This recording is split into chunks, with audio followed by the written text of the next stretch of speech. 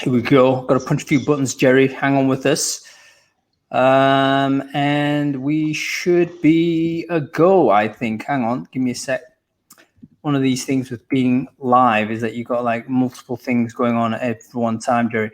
Yeah, we should be live. Welcome everybody to Founders Focus, everybody. The show where we get up close and personal with the founders and leaders of the technology businesses changing the way in which we work today. And we're very excited to bring episode 7 to you today. It's been a thrilling series so far. I don't know whether you think this is the case, but we've spoken to some really interesting people, and I think learned a lot about what it means to be a leader of a company trying to change behaviors and trying to change how we do things. Today, I'm delighted to welcome to the show a guy who I've just like immediately dived into a great conversation with pre-show, actually. But we're going to have a wonderful chat with Jerry Collier, MD of Hourly by AMS. So, Jerry, welcome to the show. Great to see you here, sir. Thank you, and great fan of the community and the work you do, highlighting TA Tech and TA Trends. So really great to spend an hour with you. Yeah, fantastic. Jerry, you're obviously a very busy man. So I always start off the question with, what like essential thing did you cancel in order to come on and have a chat with us today? Was there something? We're going to come on to sort of, I'm sure we'll talk about leadership later, but transparency and sort of taking off the mask and being real is all part of my philosophy. The thing I'm missing at the moment is feeding my dogs. It's 5 o'clock is dog feed time, actually. I now feel really bad. I now feel really bad. They're being fed. I'm just missing dog feed time. Oh, I see. Okay, great. So someone else is feeding them. That's great. I would feel terrible if your dogs were not being fed because we've timed this to 5 o'clock in the afternoon here and 12 midday in the US, East Coast. Anyway, Jerry, great to have you on the show and thank you for joining us. We always want to explore firstly sort of where the leader is coming from, and you're, if you don't mind me saying, quite an interesting profile for a technology leader of a technology startup. These days it seems the predominant profile of person is some young up and coming prodigy who's been a coder and raised like 20 million at the age of 21 or something, and off he or she goes creating this product. But you've had this amazing, almost dual career. Like you started off in the military, I think. You went straight into the forces after university, I believe, and you spent a good deal of time there. So let's just teleport back to that point, Jerry. You went into the forces. Why? And what did you do there? So, I as a kid, I played with Action Man. I played with little soldiers. I ran around in the woods. All I wanted to do was be a soldier. I went to Sandhurst when I was 21, when I left college. Went to West Point for a little time as well, and then graduated and served in the British Army for 10 years. Most amazing 10 years of my life.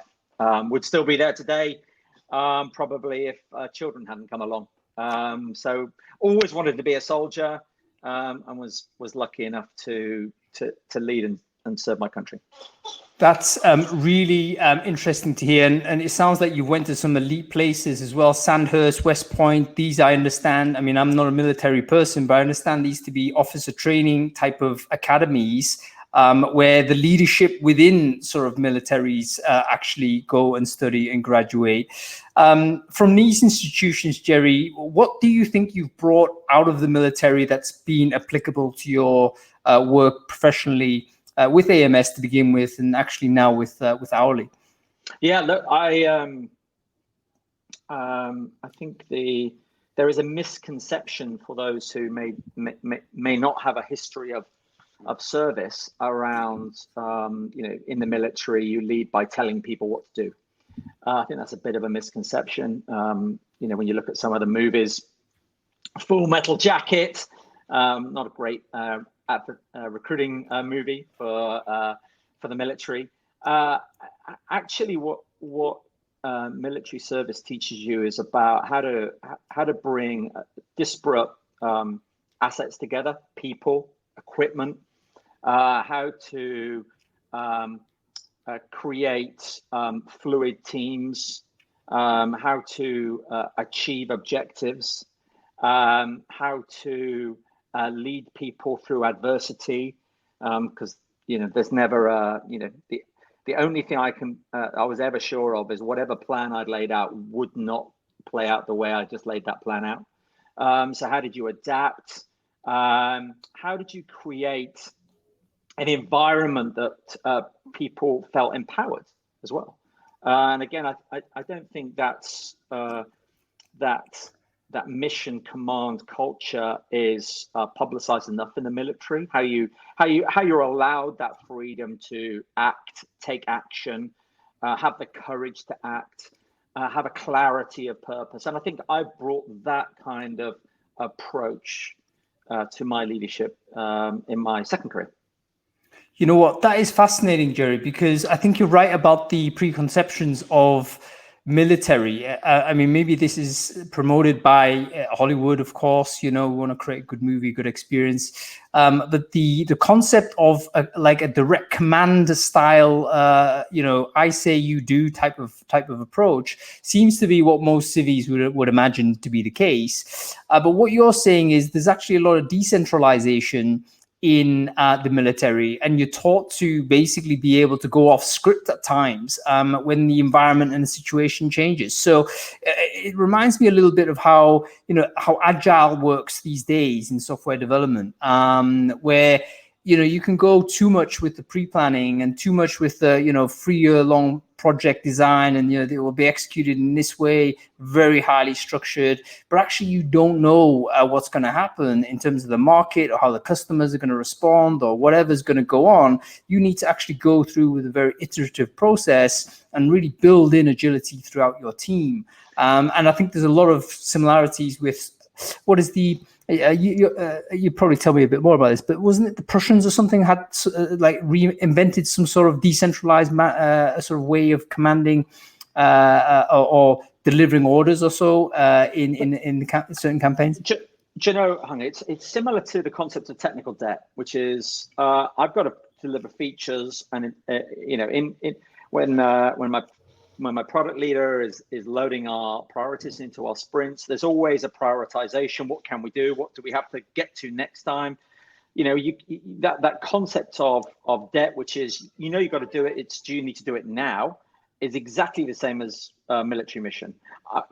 My goal is to be here. Do I need to take that hill to get here, or can I just get there and come and deal with what's on that hill later? And it's exactly that same always constantly reprioritizing. So it's absolutely fair that there's a real parallel between the agile philosophy and certainly the way I've interpreted my military leadership training, which is around keep the objective in mind. That's time-bound objective. There are things you can't do by rule of law, and then obviously from a legal or compliance things, there are things we can't do in a sprint.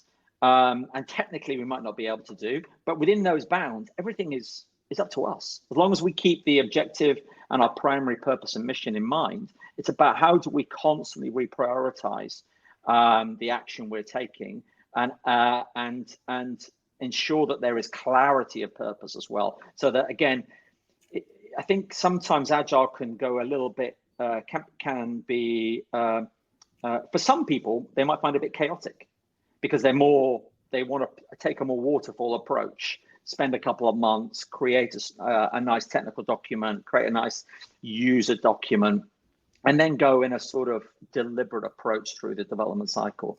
I'm much more aligned, certainly my military training is much more aligned to the agile philosophy, which is keep the objective in mind, reprioritize, know you're collecting that debt at some time you're going to have to go back and deal with, but keep pushing on.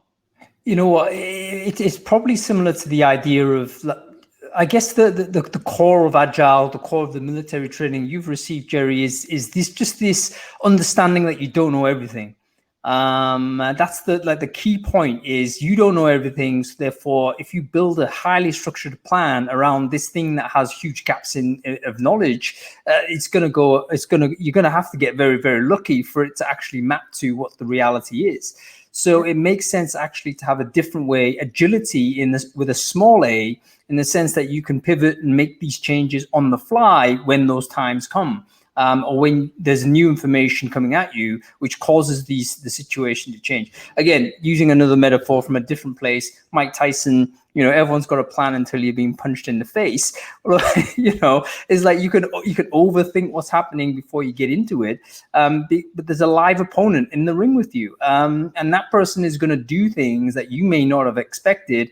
Your skill as a combatant or a boxer in that scenario is how do you deal with that? How do you manage this changing situation? Which, yeah, go ahead, Jerry. Yeah, no, and how do we keep the team? We've got to be resilient as a team, because that's quite hard work as well. If things aren't going your way when you get hit in the face by Mike Tyson, it's painful.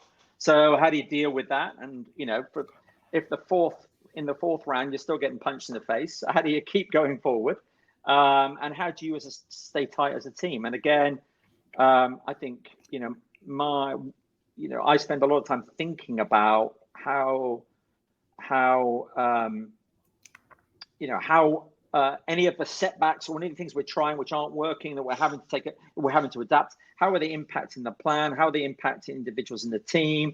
And ensuring that we are really tight as we go into round 5 with Mike Tyson. Let's talk about resilience, Jerry, because that's a critical. I think all of us this year, last 12 months of this is a term that we've kind of learned to from experience. But some people are or have more resilient skills than others. How do you cultivate a resilience in a team? Is it simply a character trait? Or is it something you can do as a leader to make your team more resilient? Yeah, I start with myself. Am I resilient? It's a weird thing leading this startup in AMS today, which is I feel like I'm 2 weeks away from failure. I'm a sprint away from failure all the time. Now I use that as an energy just to every 2 weeks is go hard every 2 weeks. So I'm able to take that energy and not let it become a negative. So I start with myself. How do I create resilience in the team? Well, I think again, it's have I picked the right people to be part of this journey? And I believe I have. Everyone has a bad day. I have a bad day. You probably have a bad day, huh? And certainly in this last 12, 14 months, it's tested us all because of homeschooling and not being able to get with colleagues. And market conditions have just been crazy. So I think it's tested it all. So I start with thinking about the things that would drag me down, keep me negative, and make sure I create an early warning system for those things. I make sure I, where possible, select for resilience in the team, and know that at times I'm going to have to put a fire blanket around the team, take them out of the line, say, hey, take some time, just don't think about work for a moment. There's this great quote, I think it was the CEO of Coca-Cola, who said, you get plenty of second chances at work, but you don't get a second chance with your health or with your family. I'm a big believer in that. And I think physical resilience as well as mental resilience it's really important to guard against the degrading nature of the time we've spent in front of our screens over the last 12 to 14 months. I'm going to throw a kind of an idea that has, as far as I know, very little evidence behind it, but I'm a believer in this. So call it an article of faith. But I believe that you can build mental resilience by building physical resilience. In other words, you can train resilience because if you go and do a physical activity at some level of stress, let's say you're going for a run or a bike ride, or you're doing some push-ups, let's say, put into context. A year ago, I decided to do push-ups every day. And the rule was I was always going to do one more than the day before, irrespective of what happened. And it obviously gets to a point where it becomes extremely difficult to do one more because you've got to quite a high number, and actually it's really difficult. But one thing I learned after a period of doing it, it became something that was habituated in the way I was doing it. I was going to do this every day, no fail. And I didn't fail. And I'm not a particularly resilient person or a determined person. It was simply a rule that I set in my mind. It became operationalized, and then suddenly it seemed that I was delivering on this. And I just wondered from there, is it possible to kind of trick yourself into resilience, so to speak, Gosh, I've probably, with my background, I would say yes, but I think that's not for everyone. And I think the wonderful, rich tapestry of our global workforce, there are so many different characters, personalities, situations that people are dealing with. I think I would like to think that that physical path that you've walked us through there, Hung, is a route to help train resilience. But I think there's going to be a lot of people who would struggle with that as well. So I think they need other ways to help them deal with their situations. I don't think it's a big topic. And I suppose what I know is, if you've only ever had success and never had if you've never had failure, or you haven't been encouraged to try and fail and that's been okay, or haven't had a culture where it's okay to experiment and it not work out, I think people suffer from at this moment. I think that those who aren't resilient are really in some distress, and we need to be mindful that all of our teams, some are struggling and some are thriving, and that will flip flop. And our approach to the way we lead has got to satisfy those ever changing demands of our teams. So you're saying, yeah, it does. I think what you're saying, Jerry, is you got to treat everybody as an individual. Yeah, and you need to basically have individual management techniques, I guess. So you can't just one size fits all it, because if you're running a diverse team, whether diversity is coming from mindset or attitude or characters we're talking about, personality traits and so on, then yeah, it's not going to be compatible to just say this is the way. And you need to, I guess, be a much more rounded manager than perhaps, was the case 20, 30 years ago, let's say, when, it was pretty much, this is how it's going to be. Yep, totally. You mentioned it was a tough period of time, last 12, 18 months, Jerry. Take us about, like, this all happened in AMS with Owly in the same kind of period, didn't it? So take us through where this idea germinated and why it became a product, and then why has it become like a business unit? It seems like your unusual path is kind of mirrored by the unusual path of the product. So I'd love to learn a bit more about when this idea started. So I left the army in 1997 and joined AMS very early on, so employee number 9 or 10, something like that. We're now 5,000. So I've been in TA for 25 years. Probably about 3 years ago, I was sitting with colleagues, and I was just frustrated that we talk about candidate experience and talent acquisition. And I think we do a pretty poor job of it. My now product leader and I were talking about, we were just kicking around what we could do to transform the experience. And actually, we made a case to create our own product based on AMS's 5,000 colleagues and all our experience around all these different TA technologies that we've implemented and used around the world, could we leverage all of that know-how, energy, passion for TA and bring different options to market? So we set out on a path about 3 years ago, writing this business case. We made a strategic acquisition of a TA AI business based out of Canada, Karen AI, about 20 months ago. And they became the nucleus for our engineering group, because one of the things that AMS didn't have at that moment was heritage in building software. So that was the stepping stone for the hourly journey and where we are today. Let me just remind people, I'm sure everyone knows AMS, but it could be a few folks don't. Alexander Mann Solutions, one of the biggest names. When I was first coming into the world of recruitment, I knew AMS and Alexander Mann. They were like already, I think, pretty much a prestige brand in the business at this point. So it is very interesting to see what is a kind of a very human consultancy. It's basically been, staffing, it's been RPO, it's been consultancy, management consultancy, stuff like that. And then start to take an interest in product development. Two very different cultures, really.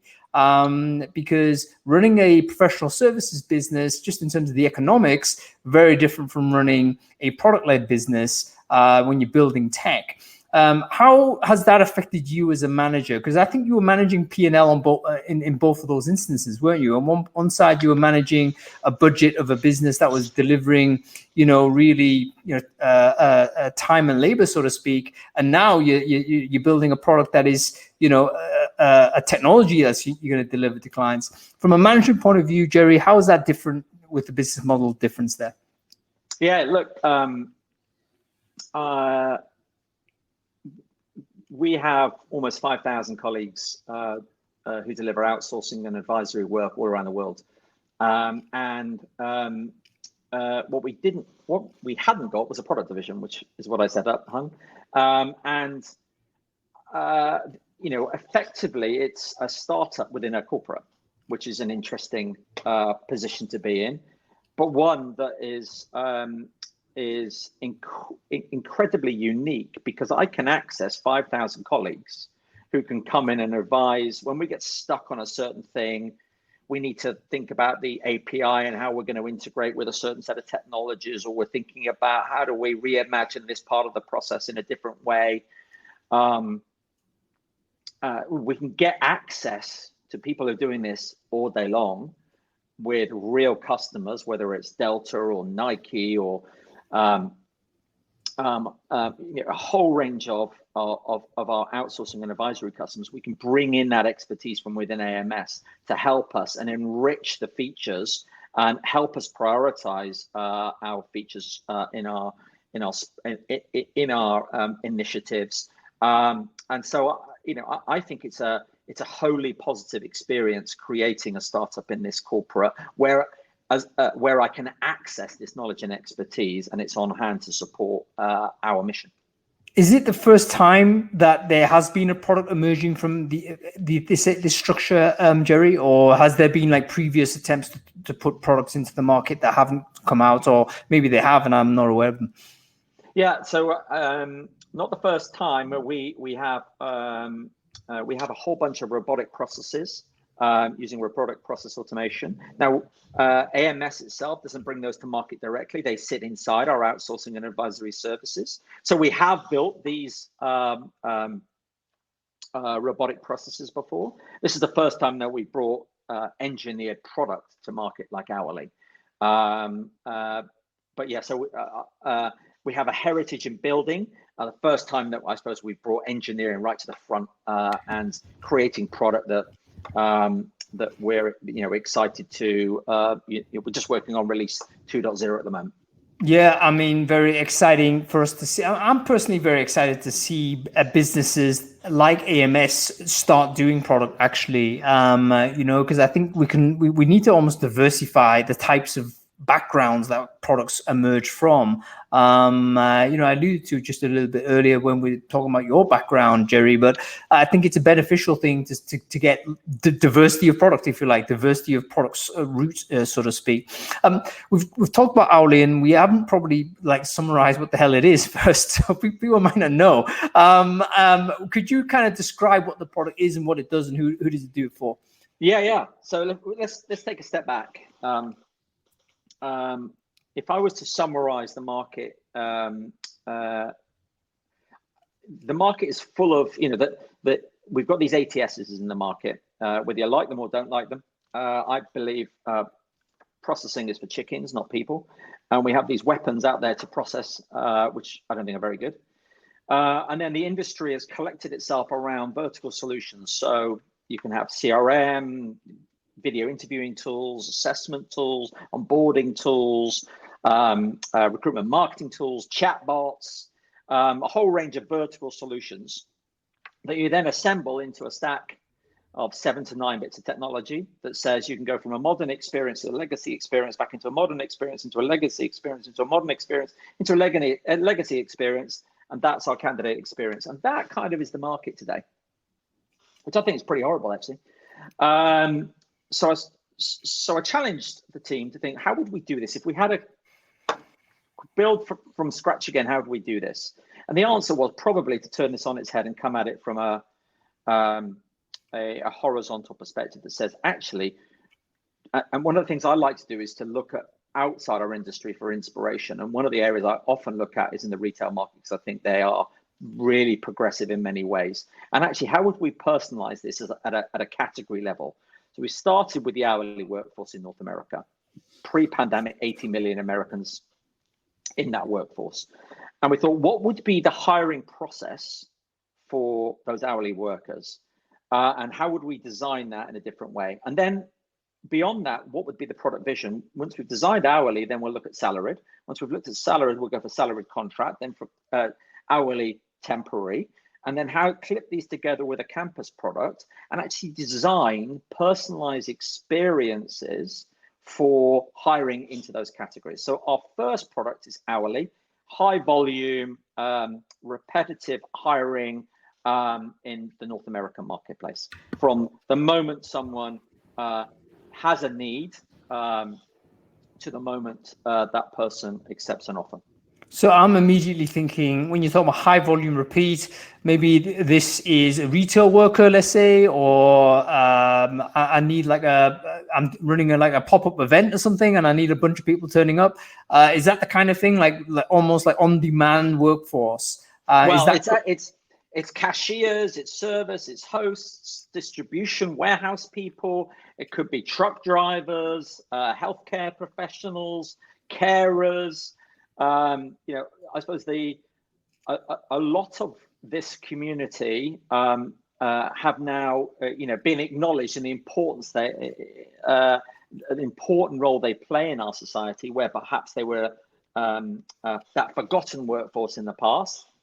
And we did a little bit of research around this, the forgotten workforce. And I know through this pandemic, I think the role of the driver or the warehouse person or the retail shop assistant, that they've been amplified because these people have put themselves in personal danger in many cases in going into the workplace and maintaining all the services they can to see us guide us out of the pandemic.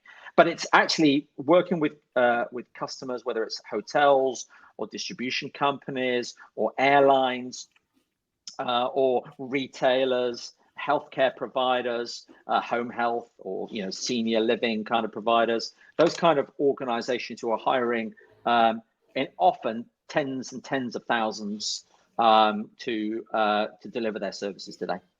Yeah, fantastic. And basically, you mentioned North America. So right now, it's a US focused. That's where the market is. Is there plans to move outside of that market, or do you think that's the basically where the golden goose is? Yeah, no. So AMS is. I was guided by our CEO Rosalind Blair for when I joined in 1997. She's now our executive chair, and her philosophy was never to put a flag in the sand ask people to come towards it, but was to work with customers who had a challenge and work with those customers and develop a solution. So we'll start with North America, and we'll then move to those markets that our customers then need us to be in, whether that's in Germany, whether that's in Mexico, and then moving through LATAM. So North America focused right now. And we have certain geographic plans, but going right back to the beginning of the conversation, we will be agile and adapt to the needs of our customers. If one of our major customers needs us in Mexico at the end of the year, then that's where we'll be. That's also very fascinating, because it's almost like being part of the AMS network creates almost like an internal marketplace already of ready to go customers that you can respond to and deliver a customized service to. Whereas let's say traditional startup is out there in the open sea, so to speak. They've got to spend huge amounts of money trying to hustle and trying to even identify a customer when they're not actually building product. They're literally doing like market development. Whereas you guys basically you can listen in to what the customer base is telling you, and then be able to identify very quickly where those customers are. So very interesting to see how that affects, the product roadmap and how you build and all that type of stuff, which is super exciting.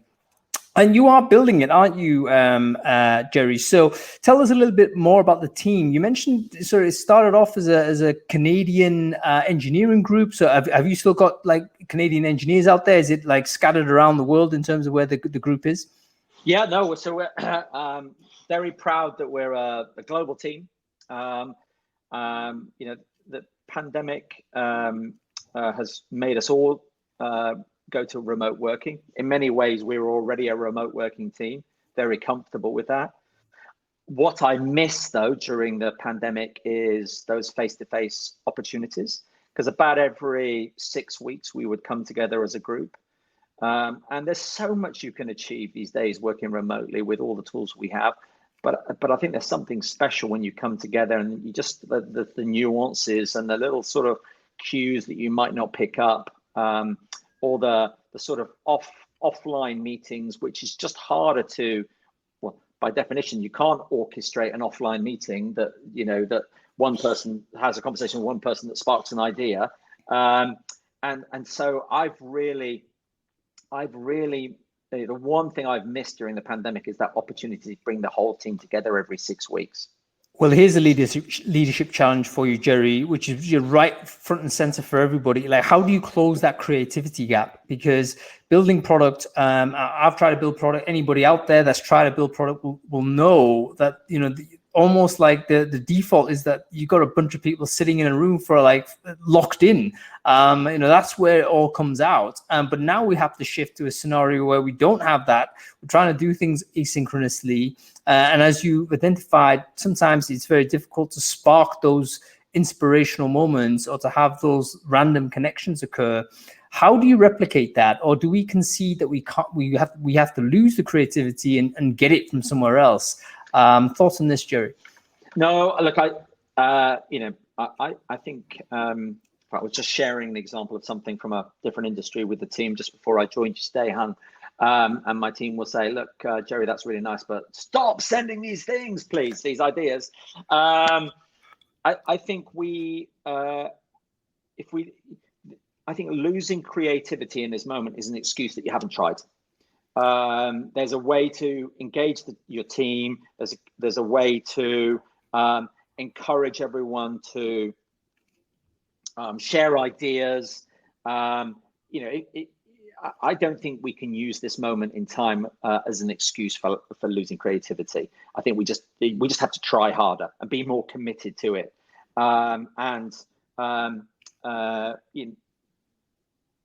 So what have I tried?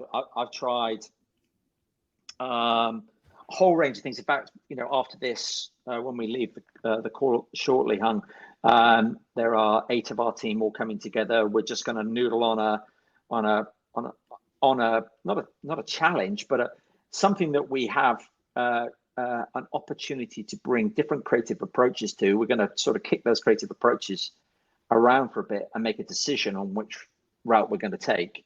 And actually breaking breaking some of these challenges down into sort of into elements and bringing both internal to our hourly team, but also AMS colleagues, sometimes partners into that conversation, and laying those out in sort of steps so that we can continue to bring that creative process and the spark of having a diverse team sort of noodling over a problem and wrestling that problem to the ground. I don't subscribe to this moment has challenged creativity. I think I would push back and say, just, you got to try harder.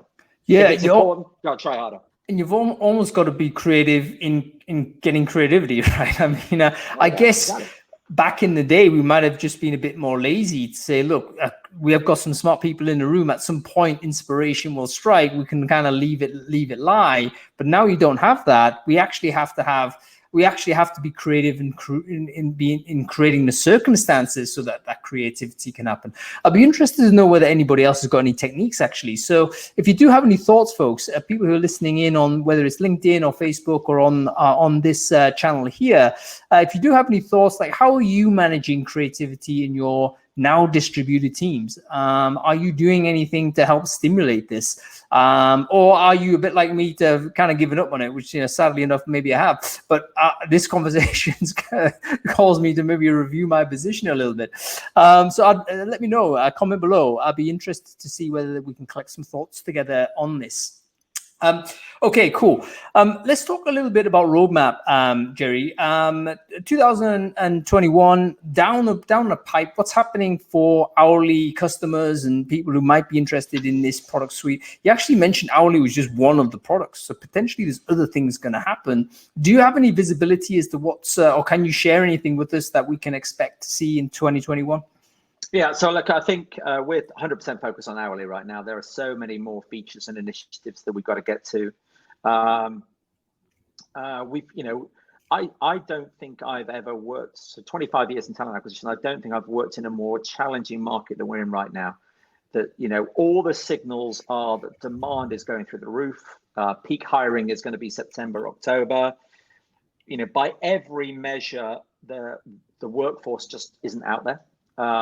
Whether you're looking at searches on Google for jobs, whether you're looking at clicks to apply rates, costs, just, I think there are three compounding challenges. One is homeschooling, given the amount of colleges and schools that are still remote. I think there are still, vaccination rates are increasing rapidly, which is fantastic to see, but there's still a fear around catching COVID. And with the recovery plan as well, the incentives in place, certainly out through September, those three things are causing the workforce to, a significant percentage of the workforce not engage with this opportunity that's now in the market. So it's an incredibly competitive market, which again informs or confirms our roadmap, which is we're focused on, again, not processing people, but actually bringing features to market that help customers deal with that competitive market right now, which is, everyone who does click on your job is, you think of the environment today. If I click on it, if I see a job, I might click on it. It might not be the right shift for me. Maybe it's not quite the right location. Maybe it's not quite the right role for me. And so I go down this path and I get rejected. But actually, that person is probably a good fit for another one of your roles. How do we redirect those people elegantly and use automation to do that? How do we retarget them if they're genuinely a silver medalist? Or how do we recall them if it's seasonal hires? So we're working on those features to, again, get away from processing and get away from this linear process that people think about, but actually the market right now confirms our roadmap where we're looking at redirection of candidates, retargeting, recalling. How do we drive referral? How do we put the recruiter salesmanship into a process today and make it much more conversational? And that's really what we're trying to do with Owly. You know what? That's actually a really good way to encapsulate the marriage between product coming out of a business like AMS, which is, you know, the fundamental core competence of a company like Alexander Mann is going to be the human quality of the staffing that you have, you know, and we all know that the candidates. We can't deny the human touch can often be the decisive factor to how people feel treated when they go through a process. An entirely automated system, and I'm a big fan of automation, by the way, but an entirely automated system oftentimes can produce the wrong emotional impact on people that right now might be in a very fragile place.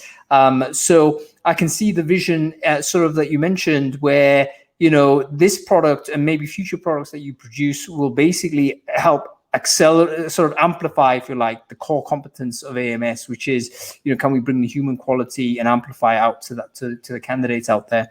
Yeah, and I think you know, picking up on that, you know, our mission is to make recruiting kind again. And let me put that in context. I've got a rising senior at college in Boston. She's made 47 internship applications in the last 3 months. No company has got back to her. And amplify that by what we do in the market today. There's lots of people applying for jobs, millions of people applying for jobs, who are having, you know, who are broken down or have a poor experience, when actually right now we need the experience to build people up, to offer something back, for the experience to be kind. And if we had unlimited recruiters, that's what we would do. So how does technology play a part in making our process kind again and actually giving back and building people up that says, you know, I didn't get that job, but I've learned something about myself and I've got some feedback, and that's great. And how do we make that, and how do we do that at scale? And that is really where the essence of Hourly is. Yeah, I totally accept what you're saying. And, you know, when job applications can be super demoralizing. I think sometimes we in the industry can forget that because, you know, if you're watching this show now in some place, probably you're not looking for work. Probably you're on the other side of the fence, and it may have been some time since you were last a job seeker yourself. But I remember the last time I was sending out applications, this is way back when, but I was probably at a similar stage as your daughter is at the moment. And it was, wall to wall, reject over time. And it degraded your morale. You know, it was really demoralizing because you end up sort of just taking it personally. You say, oh, I'm not good enough. Is the first thing you think is I'm not good enough. Because especially if you're young in your career, early career folks, they haven't had the experience to know that they're good enough. So that a knockback at that age can be really damaging. And I felt my world getting smaller and smaller over time. You know, I was like lowering my response to those rejections, Jerry, was, oh, I was shooting too high. I need to lower myself to this level because, you know, that's obviously where I should be. And I kept on going until it reached a point where I thought, surely this can't be right.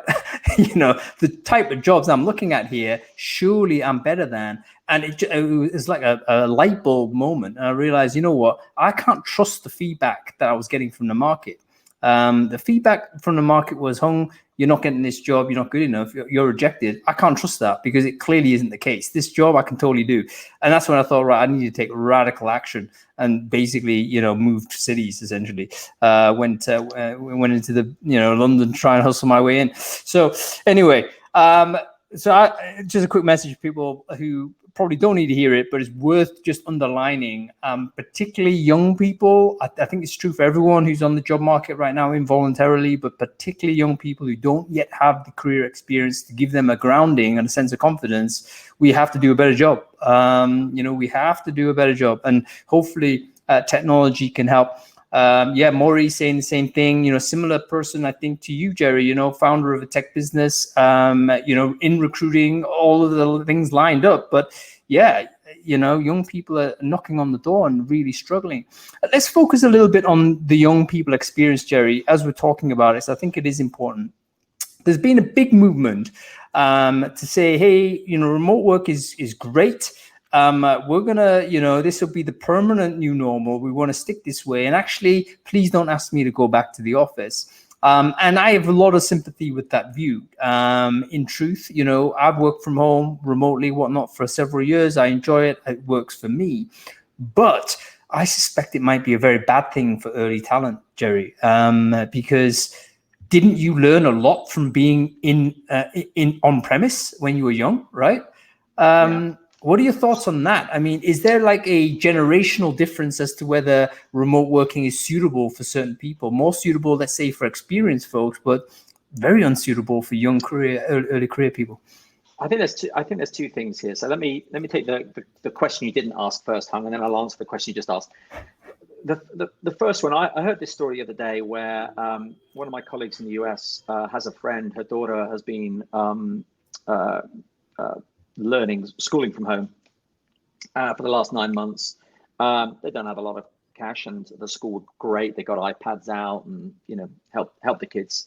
But she sat outside a fast food restaurant in a local town, pirating the Wi-Fi because she doesn't have home broadband. And I think a lot of our recruiting practices today, we talk about diversity and inclusivity, and I don't think they're inclusive from the get-go. They ask for a resume, and I think that's quite a privileged position. A lot of people, how many people have access to people who can help them write resumes? How many don't?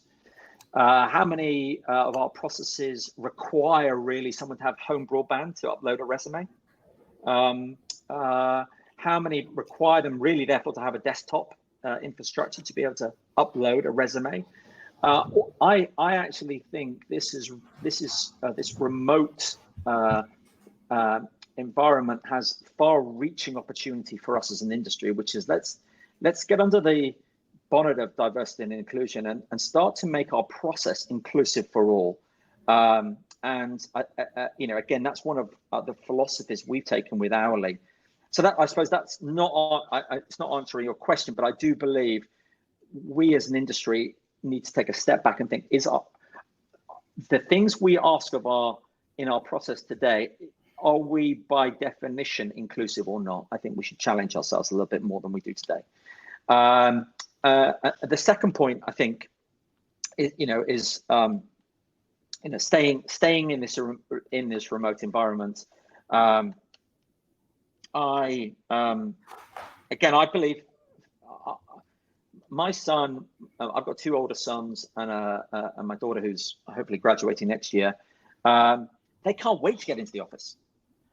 I can't wait to get out of the office. I can't wait now to get back into the office. But pre this, I couldn't wait to get out because I wanted that freedom. But they want to get in and mix, and they want to have my son, who started his career, now misses his social life because that was all around the office. So I think we've got this real mix, of generational mix, and again, I think it's easy to overgeneralize. But no, I love generalizations, Jerry. We should just embrace let's just roll them out. I totally agree with you. I think there's going to be a generational. We might end up running on premise as a generational thing. Because there's no question that people who have gone through the mixer over a period of time, there's only so many commutes you can do in your life, I think. If you're in a big city commute, you're there like 2 hours in, 2 hours out, or whatever. There's only so many times you can go to the well and do that before you think enough. But when you're young and entering the world of work, entering a big city for the first time, relocated to it or whatnot, you just want to get in there. You want the office environment, and working from home or working remotely. I mean, I can imagine you're in a graduate recruitment scheme and you're told actually work from home.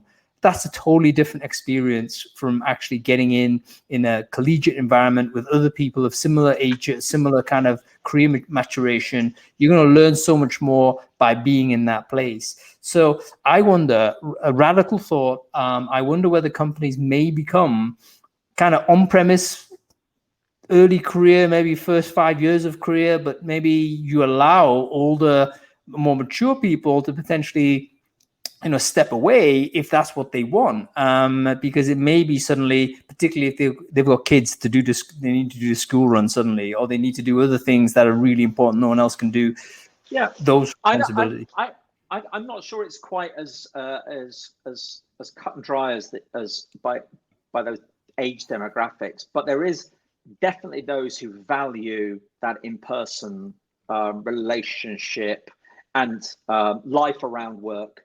And there are, we built our own virtual internship program. There are progressive companies who've done that, who again haven't just said, well, we can't do it, so let's not do it. They've tried to get something done. It's not maybe as satisfactory as that in-person piece, but they haven't, they've produced that virtual internship program, which I think we should celebrate. But I think there's those who want that in person and those who value the flexibility of being able to mix that up a bit. And again, this is about diversity, having people with different preferences right now, collecting them together to go smash a particular mission, to have the courage to act, even if they're not interacting daily with each other in person. I think we're going to have this mix, more and more this mix. We had it beforehand. It's going to be here. I think there is a whole bunch of people who want to go back into the office then, definitely. Yeah, it's going to be a very interesting challenge. People talk about hybrid as the consensus view. I think that's probably what's going to happen, but there's going to be, I think, a whole load of additional infrastructure we're going to have to set up in order to manage that on a permanent basis. So yeah, I mean, a fellow there, Andrew, thank you for your comment, mentioning that, yeah, VR product might be the way, but I don't know whether you have VR, Jerry, or whether there's a plan there, but I've got myself an Oculus, and it's been a lifesaver in this period of time when I'm not being able to go out, because it has kind of allowed you to immersively get involved in different environments and different situations. I don't think we're there yet, simply because it's a massive bit of headgear. But give it some time, 5-10 years, we might be at a point where potentially we could replicate some of that digitally. Jerry, we've only got 10 minutes left, so I want to just move forward and ask some kind of leadership tips type of stuff, because I think we can lean a lot on your experience, again, from the military, from being a person that's led business units in AMS, and now being a leader of this product division and potentially new business, leadership lessons that you can give to someone who is, thinking, yeah, I want to step into a role at some point where I'm going to be in charge of a thing. What are the things that you've learned that were kind of late lessons for you, Jerry? You didn't know them. You went ahead in this path, and then reality smacked you in the face, and you thought, nah, it's not like this. It's actually this way. I think first one would be take off the mask. If you make mistakes, own up to them. Be the real person. Don't try and be someone, because you've read a book that says this is what a leader does. So take off the mask, because smart people see through that. So don't, that would be the first tip. Second is care about people. Genuinely care about people. I think it's called human-centered leadership. Frankly, many people can manage a P&L, manage costs, can manage a development roadmap. But there's people involved in this, and all those people have individual needs, and you've got to care about those people. So again, really care about your people. The next is one I've always had, which is that clarity of purpose. And not only my purpose, but how is it connecting to a higher purpose as well? And make sure that people understand that, have an opportunity to shape that, and then buy into it. So again, it's not being told this is the purpose, but let's shape this purpose together, and let's understand why we're trying to do this and the goal that we're trying to achieve from that. And encouraging people to have the courage to act. Again, Rosalind Blair, who was the founder of AMS back in 1996, always encouraged me to try stuff and make mistakes. Not make them repeatedly, because that's silly. But she gave me the courage to act and try things. And having that kind of leadership cover is something that I like to bring as well, asking my team to take risks and know I've got their back. And so for me, it would be take off the mask, It would be really care about people, ensure people have a clarity of purpose, and encourage people to act and take risks. Those would be my four principles. I hope someone's making notes there. They're fantastic to learn a little bit about your leadership philosophy there, Jerry. Diving into just one of those things, because I think it's super interesting about this, the second point you mentioned about the requirement to care about people beyond the technicalities of managing a P&L, let's say. With Half Nights was the kind of automation side of things, where we're getting a lot of software that's going to help us start making P&L decisions, right? It's going to help start, managing a lot of the things managers used to do. Do you think that sort of this component is going to expand in terms of the sorts of things managers will need to do? So in other words, it will become more human as tooling and technology takes away the weight of the other stuff that managers or leaders used to do? Oh, I want to say yes. I think task, action, monitoring, data-driven alerts. There's a whole bunch of stuff we can do to make the use of our time more efficient. Which I suppose means what's the role of the person? Well, to lead and connect with other people, to create diverse teams, to encourage and embolden them to take swift and decisive action, to follow their conviction, to step out when they're struggling a bit, and to know they've got the support of others to step out and then come back in when they're ready to come back in.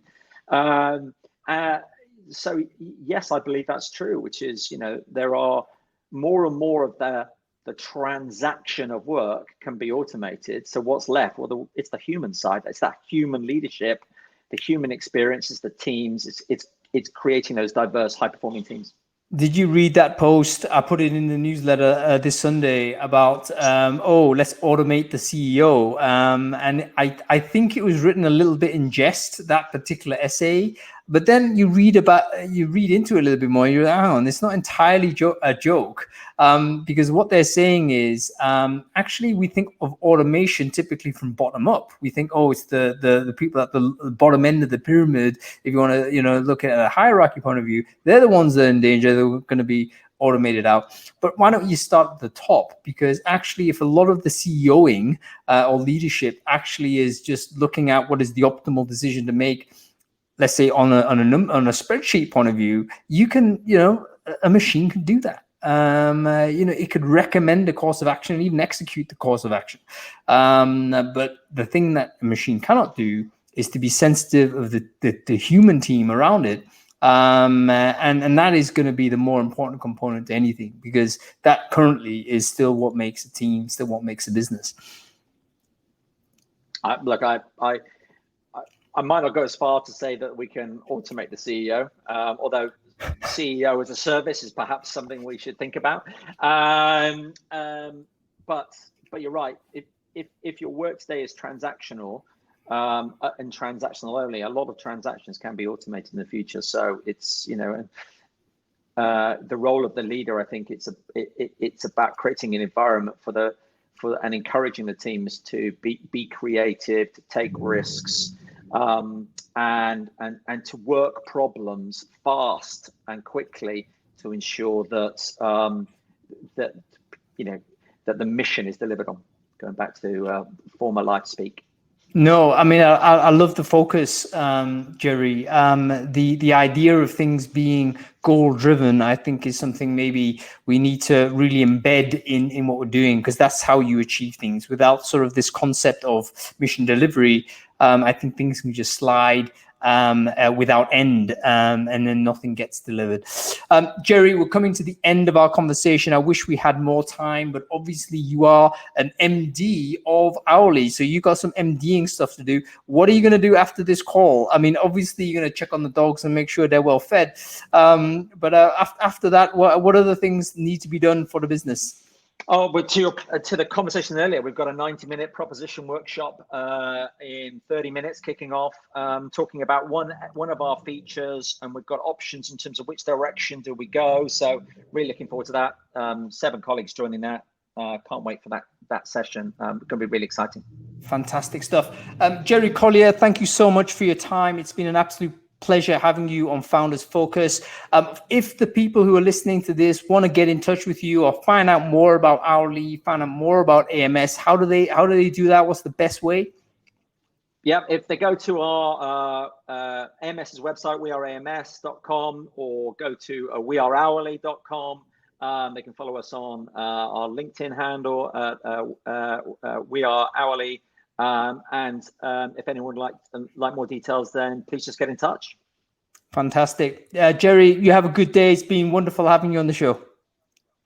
Great speaking. Thanks, everyone.